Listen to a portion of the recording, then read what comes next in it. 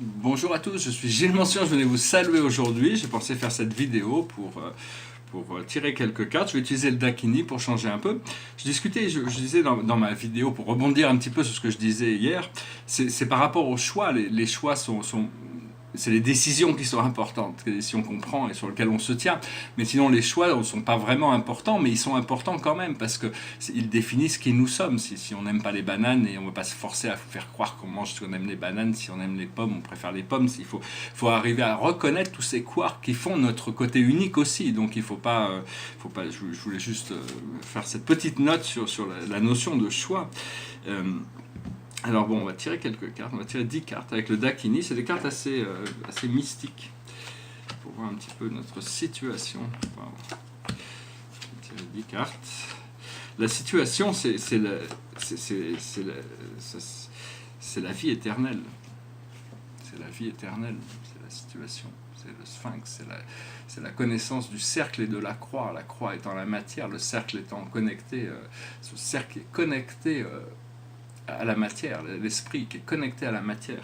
Et donc c'est la réintégration de toutes ces connaissances de notre nature. La nature éternelle n'a rien à voir avec le corps physique, c'est dans notre conscience quand on reconnecte à cette partie de l'âme qui est éternelle. Et donc c'est ce qui est en train de se passer, on a toutes sortes de mémoires qui sont en train de se réaliser.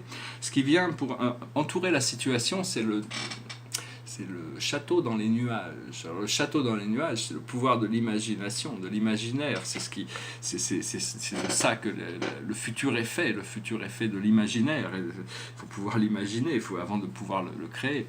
Et donc il faut continuer à activer son pouvoir de l'imaginaire. Ce que l'on voit devant nous, c'est high tension, c'est-à-dire il faut apprendre à libérer cette tension. Il faut arriver à lâcher prise sur toutes ces choses qui peuvent créer de la tension. Il faut relaxer. Tout va bien, il n'y a pas de problème. Il faudrait mieux être dans la grâce de l'excitation de recevoir toutes ces choses plutôt que dans quelque autre situation. Donc pour résoudre cette haute tension, il faut comprendre le siège chaud.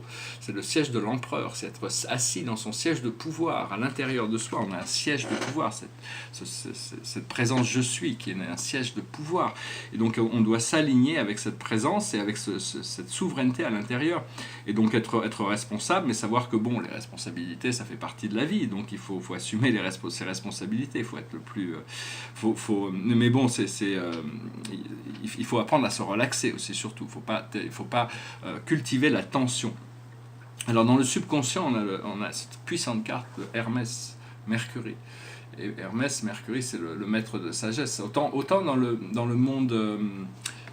dans le monde linéaire, Mercury c'est le dieu des voleurs, c'est le dieu des voyages, mais c'est aussi le trickster, celui qui nous trompe. Alors que une fois dans une position éclairée, Mercure c'est la connexion c'est la sagesse, c'est le messager du soleil, le messager de Zeus, hein, c'est la connaissance, c'est le magicien, c'est toutes ces choses. Et actuellement, ce qui se passe, pour nous, c'est le puja, c'est le bain purificateur. On doit se purifier, on doit se nettoyer. On a toute cette période qui pour vraiment libérer toutes ces vieilles mémoires cellulaires, et la purification se fait comme ça généralement en purifiant notre corps physique, en jeûnant par exemple, toutes sortes d'autres exercices, ça nous permet de purifier mais c'est aussi la carte de l'harmonisation interne des énergies, la tempérance. Ce qui arrive dans le futur immédiat, c'est cutting through, c'est-à-dire des réformes. Cutting through, c'est arriver à réformer les choses. C'est des choses qui vont être réformées, ou des nouvelles choses qui vont se manifester. C'est l'idée il y a quand même un grand renouveau avec toutes ces nouvelles énergies qui arrivent. Ce que nous sommes dans cette situation, nos forces dans la situation, c'est le wish fulfilling gem. C'est le joyau qui manifeste les choses. C'est-à-dire, on fait un vœu et ça se réalise. Ici, c'est le love, c'est l'amoureux, donc c'est le pouvoir encore une fois, c'est des gémeaux, hein, c'est l'harmonisation, c'est le pouvoir aussi romantique. Il y a toutes sortes de potentiels romantiques, s'ouvrir à la romance, être plus aventureux toujours pour découvrir Après ça, parce que ce qui vient autour de nous dans le monde extérieur, c'est le Earthbound. Alors ici, le Earthbound, c'est vraiment c'est l'univers, c'est la libération, c'est l'habilité d'aller vivre sur une terre parallèle, une terre paradisiaque, la cinquième dimension. C'est-à-dire que tout l'univers physique n'est en réalité que le haut d'un iceberg, et on ne voit vraiment que ça, mais il y a tout un iceberg en dessous d'un monde invisible qui tient tout ce monde physique, et il y a cet univers parallèle de la quatrième et de la cinquième dimension. Ce sont des dimensions parallèles où les choses enfin progressivement elles s'élèvent en fréquence, hein, cinquième, sixième, septième dimension, mais tous ces mondes sont déjà accessibles dans le présent. C'est juste une question de savoir que même si on doit connecter avec notre conscience, cela ne nous empêche pas de rester des êtres qui vivent dans la troisième dimension du monde physique. On a toujours nos sens, on existe toujours dans ce monde physique, mais c'est utiliser notre conscience pour créer des ponts, des antennes dans ces dimensions qui nous permettent de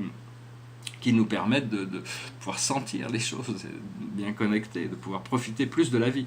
Ce que l'on a dans nos émotions internes, c'est l'abondance, cette magnifique carte de l'abondance, c'est les flots, parce que bon, il y a toute cette abondance qui arrive, et donc c'est des vagues d'abondance extraordinaires, et donc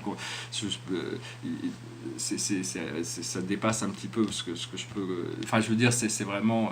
Il y a toute cette libération qui est là, et donc il va y avoir un grand plaisir, parce que aussi, il faut savoir que le fait d'être privé de quelque chose nous donne plus de plaisir une fois qu'on le retrouve que si on n'en a jamais été privé. C'est un petit peu pour ça que Dieu nous a retrouvé Dieu à la fin du parcours du temps et de l'espace. Il y a toute cette réjouissance qui n'aurait pas pu se passer s'il n'y avait pas eu cette séparation. Donc c'est un petit peu pareil par rapport... Mais enfin, au niveau émotionnel, on intègre l'abondance, on accepte l'abondance, on reçoit l'abondance, on est abondant. On se concentre sur cette abondance, sur ce flow, sur ce bien-être que l'abondance apporte. Et on oublie toute idée de pénurie. Et la clé de tout ça, c'est bien sûr, c'est souvent ce feu du sacrifice. Le feu du sacrifice, c'est-à-dire sacrifier quelque chose pour obtenir quelque chose d'autre. On sait ce que l'on a besoin de sacrifier, mais c'est pas toujours facile. Et donc mais bon, ça se fait progressivement. Les choses avancent, les choses progressent. Donc au fur et à mesure que on sacrifie, on fait les sacrifices qu'on a besoin, les changements arrivent naturellement. Et donc moi je sens qu'il y a des nouvelles énergies qui arrivent, qui vont être extraordinaires. Donc voilà, donc le tableau derrière moi, c'était un tableau de 2008 qui représente le centre galactique. J'ai failli mettre un rond rouge au milieu quand il n'était pas sec, il était encore en train de sécher. Je suis content de ne pas l'avoir fait, parce que des fois on ne sait jamais, enfin, c'est des tableaux qui se font, qui se créent de manière... j'utilise beaucoup mes yeux, chaque étape, donc je laisse beaucoup de place à l'improvisation pour la création de ces tableaux, ce qui me permet d'arriver à des résultats qui sont inattendus, qui me surprennent même des fois. Et donc celui-là fonctionne bien, et j'ai vu des photos, c'est un peu marrant, c'est pas un truc que j'ai fait volontairement, mais quand j'ai vu des photos du centre galactique en infrarouge, et il a à peu près cette forme, donc c'est assez intéressant, en infrarouge. Et donc ça c'est un petit peu, donc ça représente quelques notes de musique là-haut, c'est des tableaux, c'est des patterns, ça fonctionne assez bien. Je vais finir juste pour chanter une chanson, c'est une chanson que j'avais chantée il y a longtemps. C'est une vieille chanson de Bob Marley, it goes like this. All pirates, yes, they rob I, sold I to the merchant ships, minutes before they took I from the bottomless pit. But my hand was made strong by the hand of the Almighty. We forward in this generation triumphantly. Won't you help me sing these songs of freedom? 'Cause all I've ever have, redemption songs, redemption songs. Emancipate yourself from mental slavery, none but ourselves can free our mind. Have no fear for atomic energy, 'cause none of them can stop the time. How long shall they kill our prophets while we stand aside and look? Some say it's just a part of it. We got to fulfill the book. Won't you help me sing these songs of freedom? 'Cause all I've ever have, redemption songs. Redemption songs, redemption songs. Emancipate yourself from mental slavery, none but ourselves can free our mind. Have no fear for atomic energy, 'cause none of them can stop the time. How long shall they kill our prophets while we stand aside and look? Some say it's just a part of it. We got to fulfill the book. Won't you help me sing these songs of freedom, 'cause all I've ever had, redemption songs, redemption songs. Voilà, je vous remercie, j'espère que vous passerez une excellente journée, puis je vous dis à très bientôt, namasté.